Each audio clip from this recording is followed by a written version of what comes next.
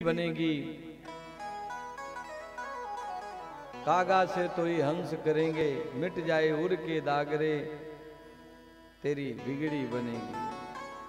ध्रुव की बन गई, प्रहलाद हूं की बन गई, किसे हरि चरणन में लाग रे, तो तेरी बिगड़ी बनेगी। इनकी बन गई तो तुम्हारी भी बनेगी। कहत कबीर सुनो भाई साधो, लाग सके तो लाग रे, तेरी बिगड़ी बनेगी। मौका है, लगते बन जाए तो लग जाओ, निश्चित कल्याण हो जाएगा। पिताजी जीव को जीव दो रस्सी में बंधा, अहमता और ममता। अहमता शरीर और ममता शरीर के जितने रिश्ते, मैं और मोर तोर तय माया, जीव स्कीने से जीव निकाया, जीव इसी में फंसा है, इससे बाहर निकलना है।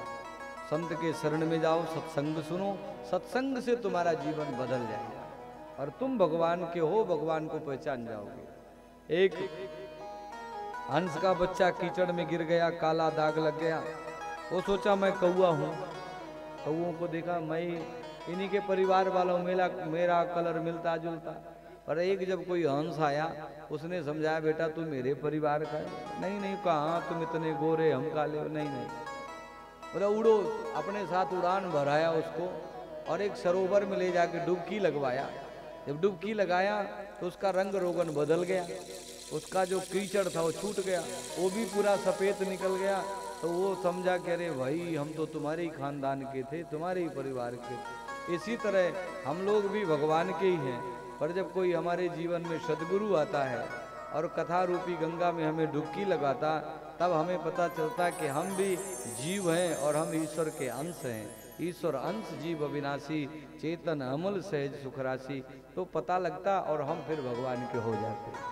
कथा यही कहती है। गौकर्ण जी ने पिताजी को समझाया, पिताजी आप जाइए संत के शरण में, निश्चित कल्याण होगा। पिताजी गए, कल्याण हुआ।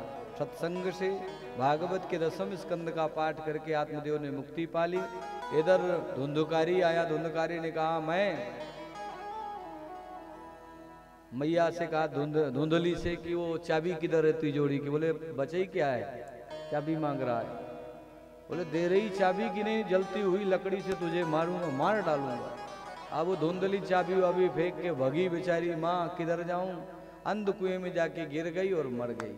जो लोग सत्संग नहीं करते, भगवान की कथा नहीं सुनते, उनकी मौत ऐसे ही होती, अंध कुएं में गिरते और मर जाते, क्योंकि उनको पता नहीं चलता सत्संग क्या है, जीवन कैसे जीना। छोटी मोटी बात हुई घर में, छोटी सी बात हुई तो आत्महत्या कर लिए। सत्संग जो व्यक्ति करता है वो कभी आत्महत्या नहीं करता, वो आत्म चिंतन करता है, कैसे कल्याण होगा मेरा और इसका। कथा यही सुनाती है, यही सिखाती है। बंधुओं, सूत जी कहते हैं ऋषियों, धुंधकारी धुंधली मर गई तो गौकर्ण जी तपस्या कर तीर्थ यात्रा में निकल गए और धुंधकारी ने 5 गणिकाओं को घर में रख लिया। राजा के यहाँ चोरी किया, बहुत धन कमाया। अब वो जो गणिकाएं थी वो चिंतित कि हे भगवान इतना बड़ा धन लाया, राजा के यहाँ से पता चलेगा तो इसे तो जेल होगा, फांसी होगी, साथ में हम भी मरेंगे। क्योंकि कहते हैं ना गुड़ के साथ सिंघाड़ा, तो हम भी मरी जाएंगी, तो क्यों ना इसको ठिकाने लगा दिया जाए। और वही किया। जब धुंधकारी सो गया, मदिरा पान कराया गया उसे, खटिया में खटिया के पटिया में रस्सी लगा के गले में खींची गई। चिल्लाया तो जलते हुए आग के अंगारे मुंह में ठूस ठूस करके भर दिया और उसे मार डाला, मर गया।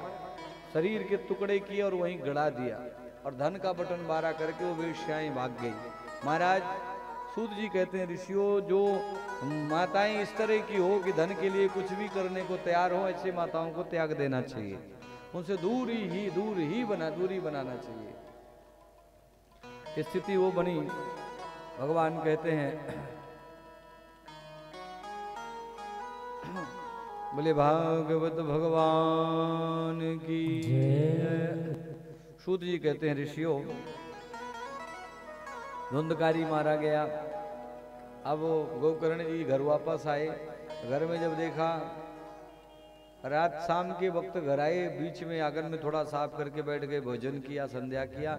उसी समय पर रात्रि के जब ठीक 12 बजा महाराज, तो एक छोटा सा भेड़ का बच्चा आया, आवाज दिया धुंध का। अब वो देखता है गोकर्ण जी महाराज जी को, देखते देखते बड़ा बकरा बना, फिर भैंसा बना, फिर हाथी बन गया। रूप बदलते ही चला जा रहा। महाराज गोकर्ण जी डरे तो कि समझ गए कोई प्रेत है। कौन है भाई, हिम्मत करके क्या, कस्तुम कौन हो तुम? तब उसने अपना परिचय दिया, मैं कोई और नहीं महाराज। गोकर्ण जी कहा, मैं तुम्हारा भाई हूँ। वाक शक्ति नहीं थी, प्रेत बोलता नहीं है, पर गोकर्ण जी ने मंत्र का छांटा लगाया तो वाक शक्ति उससे मिल गई।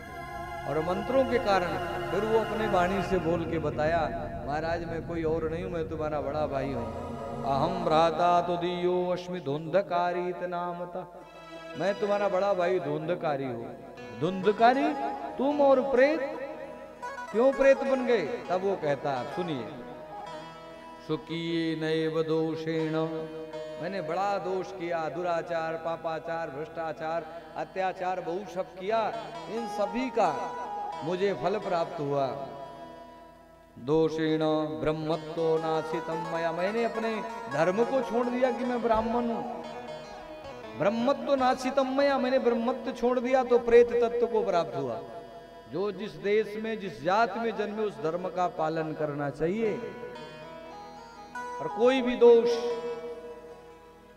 अधर्म में बिल्कुल नहीं चलना चाहिए, नहीं तो प्रेत होना पड़ता है। क्या प्रेत? धुंधकारी ब्राह्मण बालक था पर उसे भी प्रेत होना पड़ा, क्योंकि दुराचार किया था।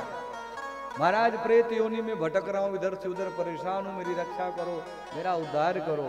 गोकर्ण जी से उसका बड़ा भाई धुंधकारी कहता है। तब ये अहो बंधो कृपा सिंधो भ्रातुर्मम सुमोचय, हे मेरे भाई गोकर्ण, तुम तो कृपा सिंधु हो, ज्ञानी व्यक्ति हो, मेरे लिए कुछ कल्याण करो। व्यक्ति को चाहिए जिनके माता पिता नहीं है, जिनके भाई बंधु नहीं है, छोटा बड़ा जो भी जो है संसार में, जो नहीं है, उनके लिए भी कुछ ना कुछ भागवत कराना चाहिए।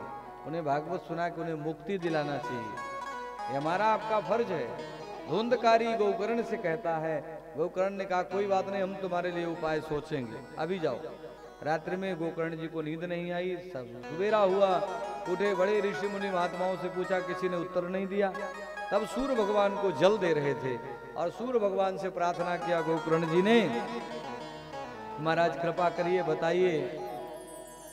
तुभ्यम नमो जगत साक्षी ब्रूहि में मुक्ति हेतुकम, मेरे भाई की मुक्ति की कोई क्रिया, कोई रास्ता बताइए महाराज।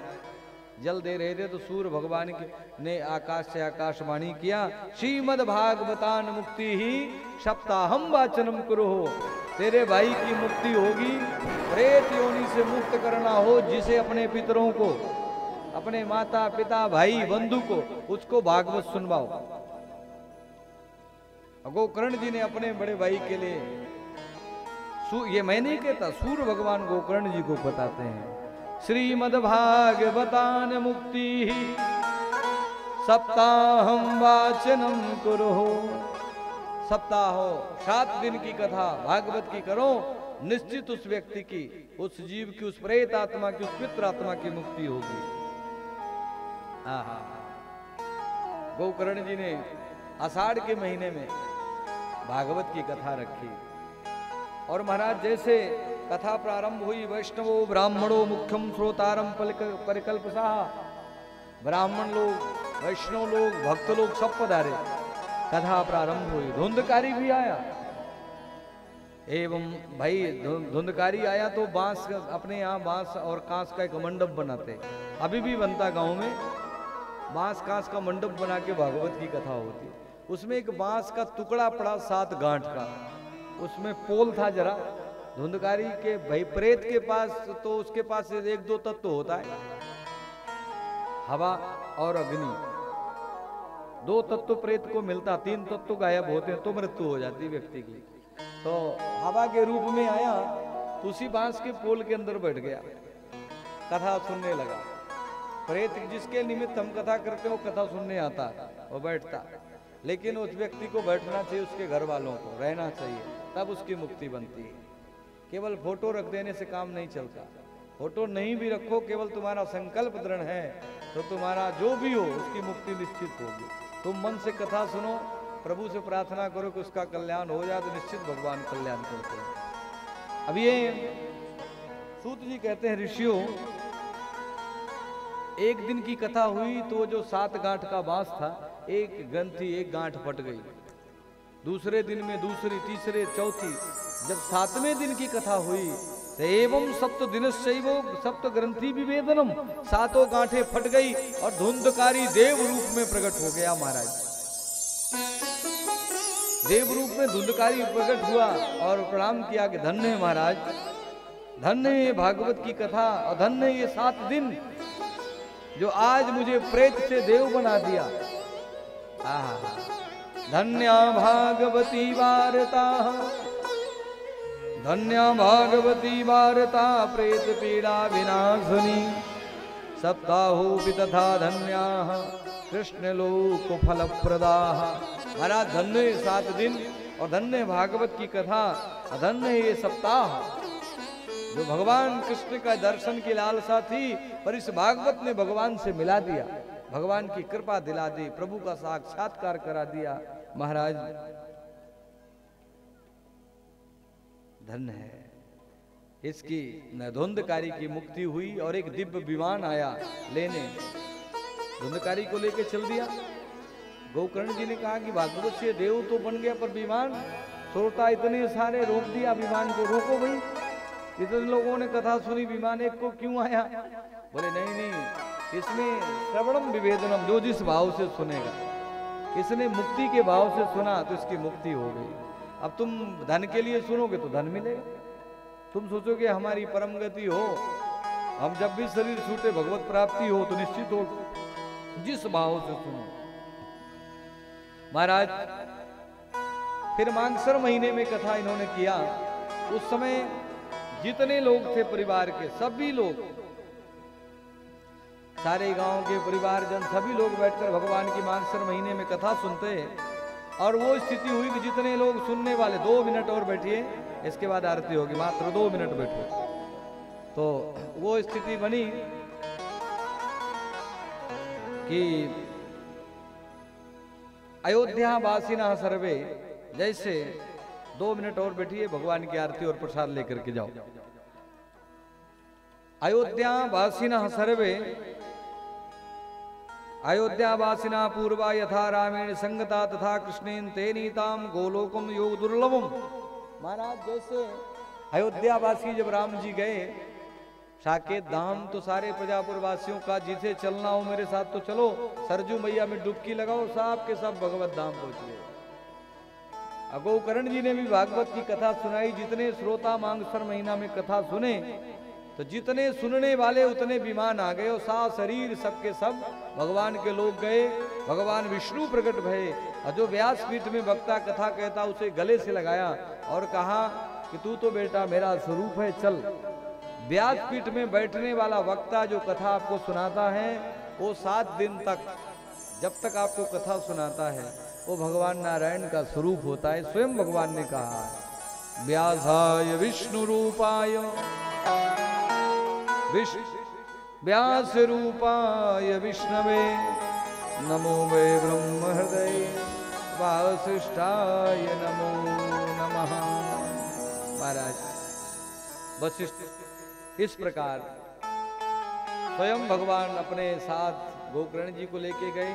भगवान की कथा इसी यहीं संपन्न होती है। अब ये होता है इस भागवत की कथा में खर्चा क्या लगता है, कैसे करना चाहिए। तब इसमें लिखा विवाहे दशम वित्यम तादशम परिकल्पयेत। जितना एक बेटी के विवाह में खर्चा होता है उतना भागवत की कथा में खर्चा लगता है और उतना खर्चा करना चाहिए, तो भागवत की सारा जो फल है वो प्राप्त होता है। दूसरा, किससे कथा सुननी चाहिए ये भी है। इसमें लिखा है विरक्तो वैष्णवो विप्रो वेद शास्त्रो विशुद्ध कर। भागवत की कथा ब्राह्मण से सुनो, विरक्त ब्राह्मण से सुनो।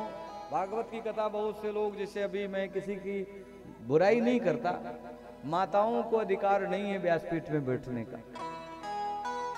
इस माताएं भक्तों को जन्म दे सकती हैं, गुरुओं को जन्म दे सकती हैं, भगवान को जन्म दे सकती हैं, पर व्यासपीठ में बैठने का अधिकार नहीं है।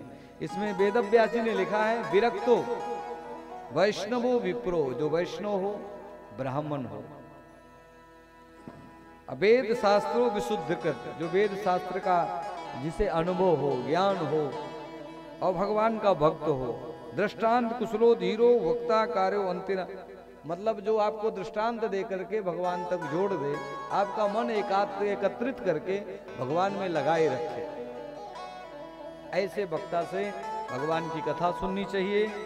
भोजन के विषय में लिखा, कथा सुनने वाले यजमान को कैसे सुनना, भोजन कितना करना, कैसे करना। भोजनम तु वरम मन्ये कथा श्रवणस्य कारणकम, नोपवासो वरम रोक्ता कथा विघ्न करो। यदि भोजन हो सके एक टाइम करो, दिन भर उपवास करो, शाम के भोजन करो। नहीं ऐसा होता तो स्वल्पाहार करो, दोपहर में कुछ खा लो। अब आप कहोगे इतने श्रोता तो सभी तो संयम में नहीं रहेंगे। कुछ लोगों को तो ऐसा बिना भोजन के दवाई खाना है, अनेकों समस्याएं हैं, कोई बिना भोजन के रह ही नहीं पाता। तो भाई ये भोजन करो, मेरे तरफ से कोई दिक्कत नहीं है, आप भोजन करिए, पर इतना मत खाइए कि आप कथा में आइए तो नींद आ जाए। कथा में कोई विक्षेद न हो, इतना खा के आओ। कम खाओ, अल्पाहार करो, फुलाहार मत करो। तो फिर भगवान की कथा सुनने का महत्व जो है, विधि बताई गई है। ब्राह्मण इतने ब्राह्मण हो, इस विधि से 7 दिन में कथा हो। कथा श्रवण करने वाले को चाहिए कि जब व्यास जी न पहुंच पाए उसके पहले तुम पहुंच जाओ। जब वो आए तो उनका दर्शन करो, आते समय का दर्शन और जाते समय का, दोनों दर्शन करके घर जाओ और भगवान की दिव्य आरती करो, कीर्तन करो, प्रसाद लो, आशीर्वाद लो, फिर घर जाओ। ऐसा नियम है भागवत का। ऐसे भागवत जो व्यक्ति सुनता है तो उसका कल्याण होता है। तब अंत में हुआ कि भागवत की कथा प्रारंभ हो तो कीर्तन, संपन्न हो तो कीर्तन। तब प्रहलाद जी आगे ताली बजाने लगे, महाराज अब नंबर आ गया काहे का, भजन करने का। प्रहलाद तरलधारी, प्रहलादस्थ तालधारी तरल गति तया, सौद्धवा कांसधारी वीणाधारी सुरर्षि, स्वर कुशलोस्तयो राग करता अर्जुनो।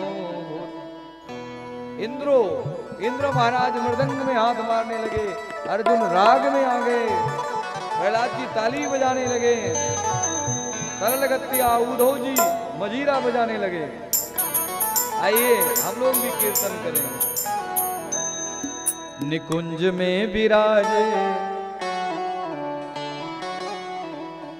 निकुंज में विराजे घनश्याम राधे राधे, निकुंज में विराजे घनश्याम राधे राधे, निकुंज में विराजे घनश्याम राधे राधे, निकुंज में विराजे घनश्याम राधे राधे, श्याम राधे राधे घनश्याम राधे राधे, श्याम राधे राधे घनश्याम राधे राधे, श्याम राधे राधे घनश्याम राधे राधे, श्याम राधे राधे घनश्याम राधे राधे, निकुंज में विराजे घनश्याम राधे राधे, निकुंज में विराजे घनश्याम राधे राधे, निकुंज में विराजे घनश्याम राधे राधे, निकुंज में विराजे घनश्याम राधे राधे। सभी तालियों की सेवा हरि बोल।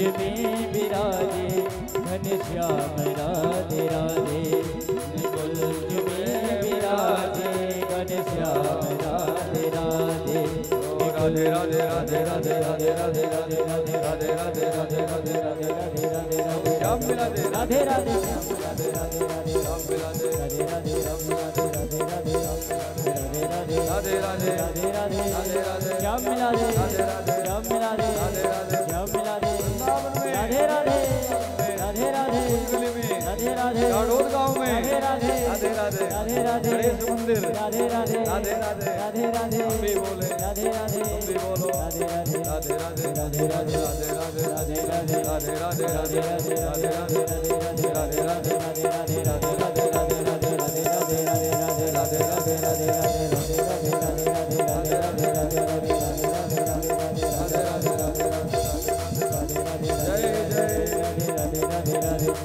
राधा राधा रटत ही सब बाधा मिटी जाए, कोट जन्म की आपदा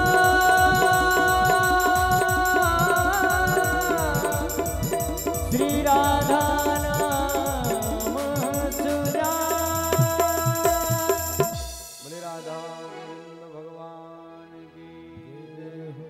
देखिए आज कथा के महात्म्य की कथा हम सभी लोगों ने सुना है। कल आप ठीक 3 बजे आइए। आज कथा का महात्म्य हुआ है और कथा कल से शुभारंभ होगी। कथा का श्री गणेश भगवान गणेश मंदिर में हो चुका है। आप सभी लोग नाम है क्या तो प्रभु की कृपा, प्रभु की कथा में हम सभी लोग आएंगे। बाकी लोकेश महाराज आपको सब कथा के विषय में जानकारी देंगे, आपको कैसे सेवा करनी है, सेवा का क्या निर्देश है और कैसे हम सेवा कर सकेंगे भगवान का, इस भाव से आपको लोकेश महाराज जी आचार्य जी बताएंगे। तो आज की कथा को यहीं संपन्न करते हैं। भगवान की आरती करेंगे और प्रसाद लेकर सभी लोग जाएंगे।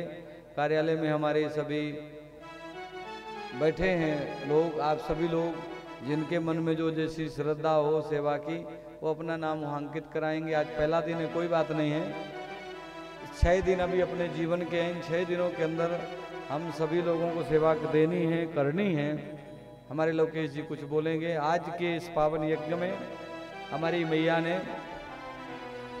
अपने पतिदेव के लिए, उन्हें पितृ तृप्ति के लिए, यानी प्रेत योनि से मुक्त करने के लिए भगवत धाम की प्राप्ति हो, ऐसा भाव में रखती हुई भगवान भागवत जी की इस पावन दिव्य कथा में अपने पति का स्मरण करा करके उन्होंने उन्हें सदगति प्रदान कराने के लिए 5100 रुपये की राशि समर्पित की है। माता श्री ने जोरदार तालियां बजाएं। और ऐसे दिव्य माताओं के लिए ठाकुर जी देखिए, पत्नी पतिव्रता हो और अगर पति है पत्नी नहीं है तो पति को चाहिए कि पत्नी की क्रिया कर्म नित्य जो भी है वो करना चाहिए और हो सके नहीं करना ही चाहिए। पति नहीं है तो पत्नी करे, और पति है पत्नी नहीं है तो पति करे, बेटा है तो बाप का करे।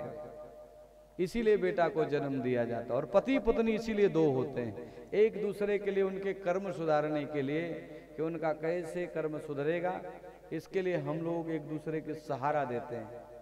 तो जीते जी सेवा और मरने के बाद या जीते जी हो सके तो कथा सुना देनी चाहिए। पर अगर नहीं हो पाया, ठाकुर जी की कृपा नहीं हुई, तो मरने के पश्चात भी ये कथा सुना दी जाए उसके लिए, उस पितर के लिए, उस प्रेत योनि में रहने वाले व्यक्ति को, तो ये कथा उसका कल्याण करती है। बोलिए भागवत भगवान की जय। वृंदावन बिहारी लाल की जय। जय श्री राधे। जैसे कि मैं बताना चाहूंगा, पूज्य व्यास जी के सुंदर मुखारविंद से हम सब भगवान की अमृतमय कथा रसपान कर रहे थे। सज्जनों, भगवान की कथा हमें सबको सब कुछ प्रदान करने वाली है। तो हम बताना चाहेंगे, पूज्य व्यास जी चित्रकूट धाम से चल करके आए भगवान की अमृतमय कथा रस लेकर के हमारा और आपका जीवन जो है ना सदुपयोग में लगे, सदमार्ग में लगे, और हमारा जीवन, हमारा कार्य, व्यवसाय, व्यापार सब कुछ सुंदर चले। हमारे और आप सबके मंगल कामना के लिए पावन यज्ञ आज यहाँ प्रथम दिवस की वेला में समापन की ओर चल रहा है। मैं बताना चाहूँगा कि पावन यज्ञ में कैसे कैसे हमें और आप सबको सेवा करनी चाहिए। तो जैसे कि कोई भक्त जिनके पितर नहीं हैं, जिनके माता पिता चले गए हैं, तो अपने पितृ मोक्ष के लिए किसी को अगर मूल पाठ करना चाहते हैं भगवान के यहाँ पर दरबार में कि हमारे पितरों के लिए सुंदर मूल पाठ हो जाए, भागवत जी का पारायण हो जाए, तो उसके लिए भी भक्त अपना जो है 11,000 रुपये दे करके मूल पाठ कराने का सौभाग्य प्राप्त कर सकते हैं और अपने पितरों को मोक्ष दिला सकते हैं कथा के माध्यम से। तो ये जानकारी पितरों के लिए रही। सज्जनों, जैसे कि दैनिक यहाँ पर भगवान का पूजन होगा प्रातः कालीन 10 बजे से लेकर के 12 बजे के बीच में। जिन भक्तों को लगता है कि मैं इस पावन यज्ञ में यजमान बनूं और भगवान की सेवा करने का अवसर मिले, और 3 पहर की आरती जब पूज्य व्यास जी आएंगे कथा श्रवण कराने के लिए तब की आरती, और विश्राम के समय में जो अब आरती होगी, और भगवान के जब पूजन होगा तब की आरती, 3 आरती करने का सौभाग्य प्राप्त करें। और उसकी राशि है 2100 रुपये राशि देकर के कार्यालय में आप अपना नाम लिखवा सकते हैं और दैनिक यजमान बनने का भी सौभाग्य प्राप्त कर सकते हैं। सज्जनों, जैसे कि यहाँ पर कथा विश्राम होती है तो दैनिक प्रसाद वितरण होता है। तो अगर किसी को मन में आता है चलो मैं यही सेवा कर लूँ, सही भक्तों को प्रसाद वितरण करवा दूं, तो 2100 रुपये की राशि है। आप 2100 रुपये दे करके कार्यालय में अपने नाम से आप जो है प्रसाद वितरण करवा सकते हैं, जैसे कथा विश्राम के बाद में। सज्जनों, अगर किसी को लगता है कि चित्रकूट धाम से, वृंदावन धाम से ब्राह्मण पधारे हुए हैं, ये हमारा सौभाग्य है हमारे जीवन का, क्योंकि यहाँ के ब्राह्मण तो आपको जरूर मिल जाएंगे, पर तीर्थों के ब्राह्मण जल्दी नहीं मिलते हैं, तो इनके दर्शन सबके आपको प्राप्त हो रहे हैं। तो लगता है कि हमें ब्राह्मण भोजन करवाएं, तो ब्राह्मण भोजन की व्यवस्था यहाँ पर हम जहाँ रुके हम लोग, सारी व्यवस्था यहाँ पर है। अगर उनके घर में व्यवस्था है तो भी है, नहीं है तो कोई बात नहीं। आप वहाँ यहाँ पर 2500 रुपये देकर कार्यालय में ब्राह्मण भोजन कराने का सौभाग्य प्राप्त कर सकते हैं। जैसे कि मैं बताना चाहूँगा, जैसे हम और आप भगवान को अग्नि में हवन करते हैं, यज्ञ करते हैं, हवन करते हैं ना, जितना भगवान उसमें खुश होते हैं भगवान का हवन करने में, उतना ही भगवान विष्णु, भगवान नारायण जो है ब्राह्मण को भोजन कराने में खुश होते हैं। इसलिए आप सब भक्त जो है ब्राह्मण भोजन कराने का भी सौभाग्य प्राप्त कर सकते हैं। सज्जनों, जैसे कि भगवान की आरती होती, दैनिक आरती होती भागवत जी के प्रारंभ में और भागवत जी के विश्राम में, जिन भक्तों को लगता है कि भगवान की आरती करें तो आरती करने का सौभाग्य प्राप्त कर सकते हैं। 501 रुपये दे करके आप कार्यालय में अपना नाम लिखवाएं और पावन भगवान की आरती करने का सौभाग्य प्राप्त कर सकते हैं। सज्जनों, ये भागवत जी की सेवा है, ये पावन यज्ञ की, जिसको जैसा लगे, सामूहिक है, जिसको जैसा लगे वैसी सेवा आप सब कर सकते हैं, किसी की कोई रोक टोक नहीं है। बाकी हमारे कार्यालय में विजय भैया बैठे हुए हैं, आप कार्यालय में जाएं, कैसी क्या व्यवस्थाएं हैं इस पावन यज्ञ की, जैसे कि तो सब आपको बताएंगे और आपको पूरा जो है यहाँ के बारे में नॉलेज मिलेगा और आप सब भगवान की सेवा कर पाएंगे। तो आइए हम भगवान की आरती में चलेंगे। सही भक्त अपने अपने स्थान पर खड़े हो जाएंगे। एक बार मैं चाहूंगा पूज्य व्यास जी के लिए सुंदर तालियों स्वागत करें, जो कि भगवान की इतनी अमृतमय कथा लेकर के हम और आप सबको कथा रसपान करा रहे हैं। जय श्री राधे। माता जी हमारी आ जाए आरती करने के लिए, ऊपर मंच में आ जाएंगे। और मयूर भाई अगर यहाँ पर हैं तो भी भगवान की आरती करने के लिए मंच पर आ जाए यहाँ पर। और गणेश मंडल यहाँ पर अगर सदस्य लोग हैं, सभी को यहाँ भगवान की मंगल में आरती बड़े प्रेम से हम सब मिलकर करेंगे। जो भक्त पीछे खड़े हैं थोड़ा थोड़ा आगे आ जाएं आप सब भगवान की आरती करने के लिए। और यहाँ के जो कार्यकर्ता हैं, गणेश मंडल के सदस्य लोग हैं, अध्यक्ष लोग हैं, जो भी अगर यहाँ पर हैं उपस्थित हैं, तो उनसे भी आग्रह करूंगा वो भी आके भगवान की मंगल में आरती बड़े प्रेम से करें। बोलिए भागवत भगवान की जय, वृंदावन बिहारी लाल की जय।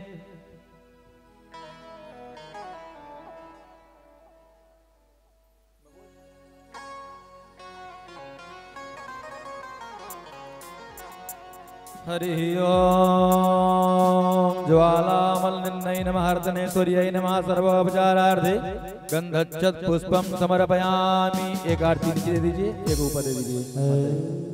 हरि ओम मा चंद्रमा मनसो जातच्छसो सूर्यो अजायत श्रोत्रान्ध्वायस्य प्राणस्य मुखा दग्निर्जायत। बांके बिहारी तेरी आरती गाऊं, बांके बिहारी तेरी आरती गाऊं, कुंज बिहारी तेरी आरती गाऊं, कुंज बिहारी तेरी आरती गाऊं। बांके बिहारी तेरी आरती गाऊं, बांके बिहारी तेरी आरती गाऊं, कुंज बिहारी तेरी आरती गाऊं, कुंज बिहारी तेरी आरती गाऊं।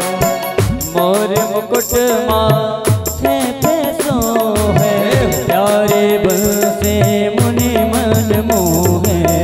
मोर मुकुट माथे पे सोहे, प्यारी बंसी मेरो मन मोहे।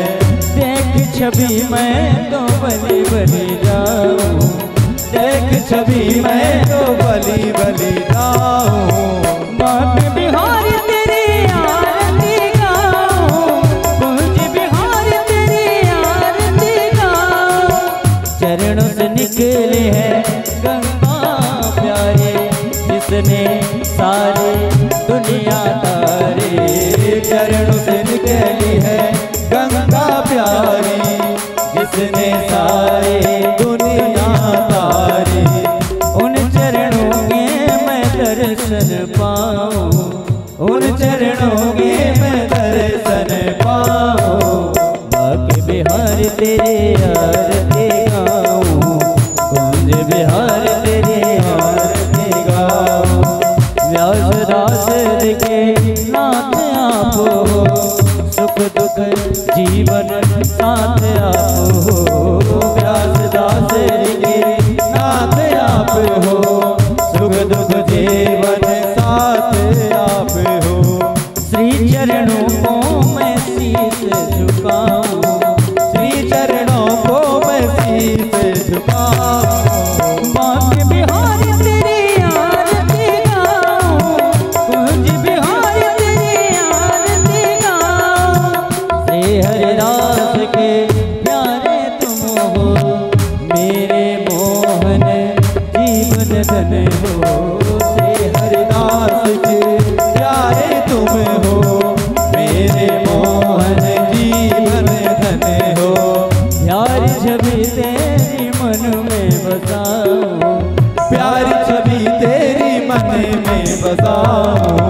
बांके बिहारी तेरी आरती गाऊं, बांके बिहारी तेरी आरती गाऊं। ओ संग सोहे बस भानु दुलारे, ललिता विशाखा सखियां प्यारी। संग सोहे बस भानु दुलारी, ललित विशाखा सखियां प्यारी। पास सदा वृंदावन पाऊं, पास सदा वृंदावन पाऊं। बांके बिहारी तेरी आरती गाऊं, कुंज बिहारी तेरी आरती गाऊं, बांके बिहारी तेरी आरती गाऊं, कुंज बिहारी तेरी आरती गाऊं। कर्पूर गौरम करुणावतारम संसारधारम भुजगेन्द्रहारम सदा संतं हृदयारविन्दे भवं भवानी सहितं नमामि। त्वमेव माता च पिता त्वमेव बन्धो च सखा त्वमेव त्वमेव विद्या द्रविणं त्वमेव त्वमेव सर्वं मम देव देवा। लोकाधिरामं रणधीरं राजीवनेत्रं रघुवंशनाथं कारुण्यरूपं करुणाकरां श्रीरामचन्द्रं शरणं प्रपद्ये। गोविन्दा गोपाला मुरली मनोहर नंदलाला, गोविन्दा गोपाला मुरली मनोहर नंदलाला। मेरा मुरली मनोहर नंदलाला, मेरा मुरली मनोहर नंदलाला।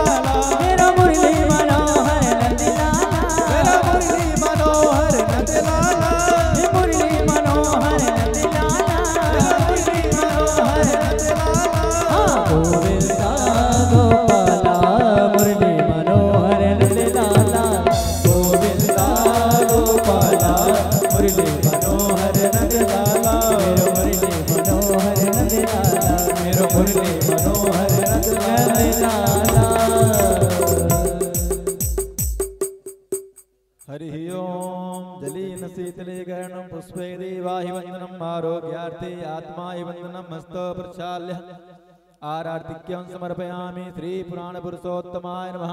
श्री बांके बिहारिणे नमः।